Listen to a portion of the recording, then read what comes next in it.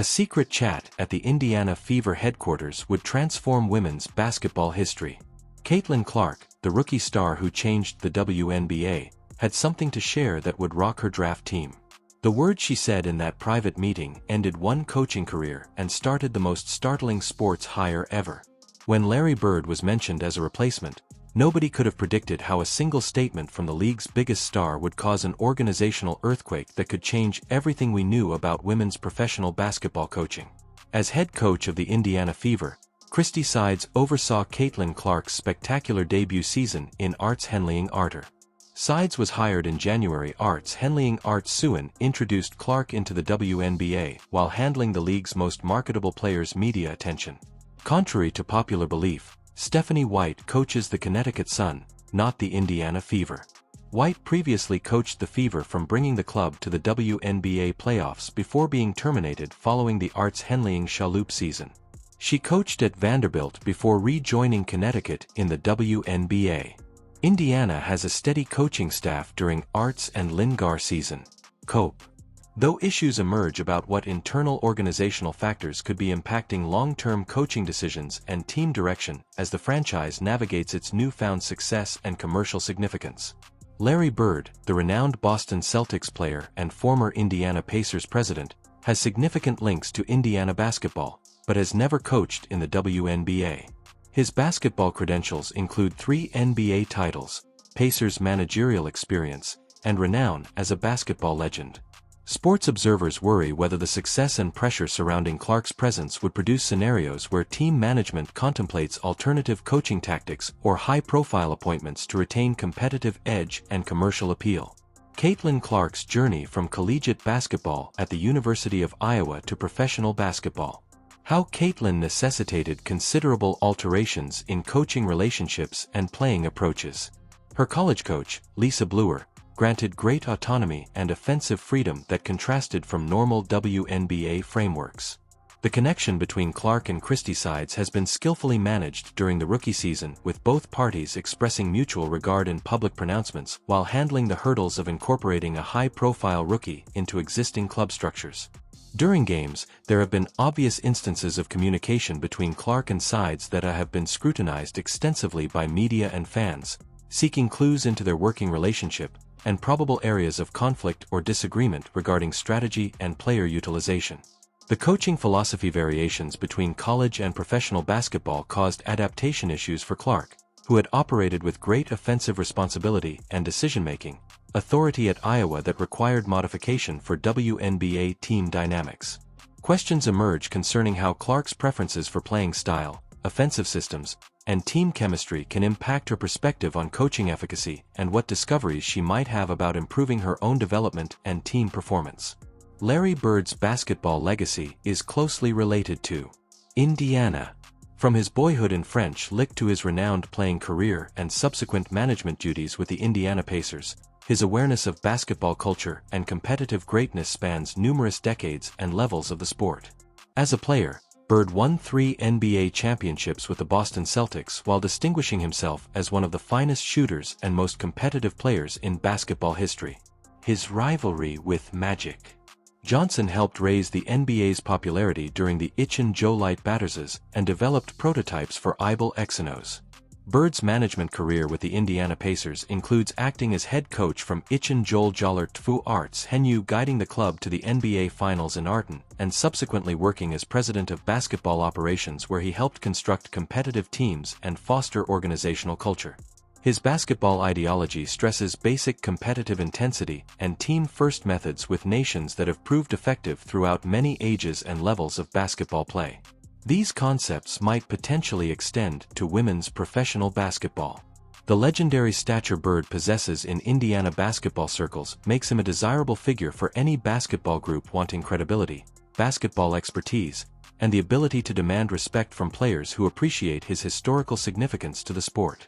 The WNBA has historically been coached largely by persons with women's basketball experience, including former players and coaches who established their expertise exclusively inside women's basketball culture and competitive dynamics. Recent developments in professional sports have seen greater crossover between men's and women's coaching, with some organizations researching if coaching skill transfers across gender lines and what advantages could come from varied coaching viewpoints and experiences. The success of coaches with varying backgrounds in women's professional sports has generated precedents for evaluating unusual appointments when companies seek competitive advantages or new methods to player development and team building. Questions emerge concerning whether top basketball knowledge and coaching abilities transcend traditional gender limits in coaching assignments, and what elements should determine coaching success beyond historical precedent and conventional expectations. Sports pundits question whether the particular obstacles and opportunities given by coaching a great generational talent like Clark could necessitate new coaching methodologies or viewpoints that could benefit from unconventional hiring selections.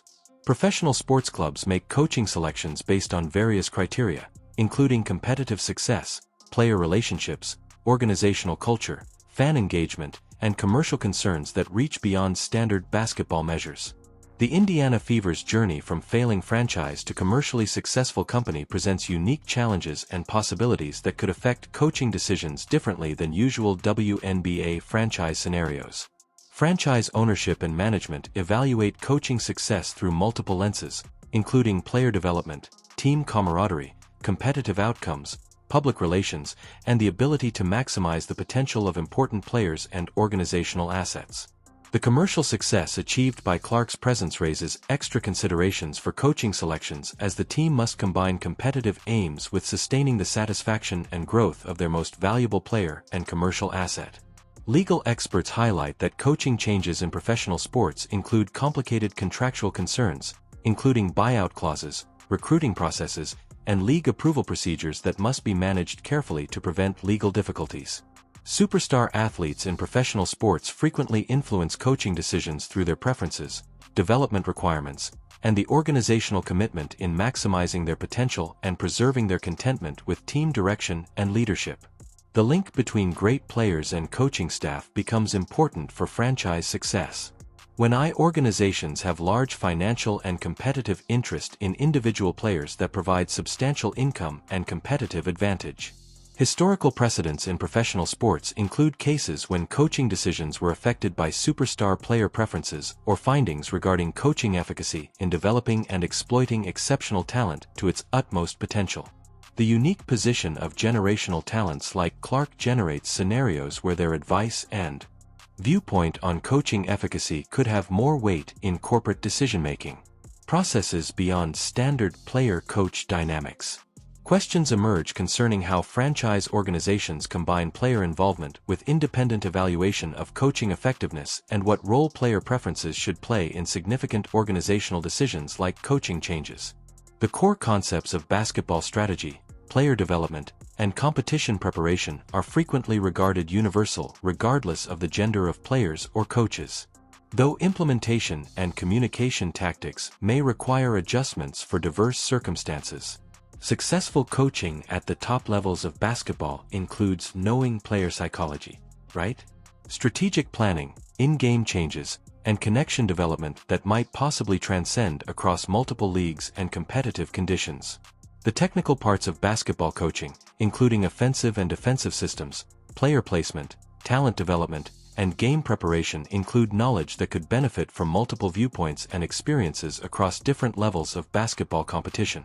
Sports psychology study reveals that coaching efficacy depends more on communication, abilities, basketball expertise, and leadership ability than on common gender experiences between coaches and players. Legal experts stress that coaching qualifications and hiring choices must be based on valid hirers' credentials and organizational fit, rather than preconceptions about gender-related coaching advantages or limitations that might generate discrimination problems. Ends rates.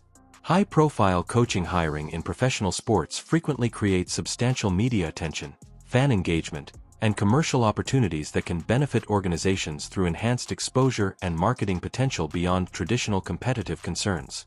The Indiana Fever's commercial success has been built entirely around Caitlin Clark's appearance and performance, providing added pressure to make organizational decisions that sustain fan engagement and commercial momentum established by her rookie season. Marketing and sponsorship prospects might possibly be increased by high-profile coaching moves that generate greater media attention and public interest in their team and women's basketball more widely.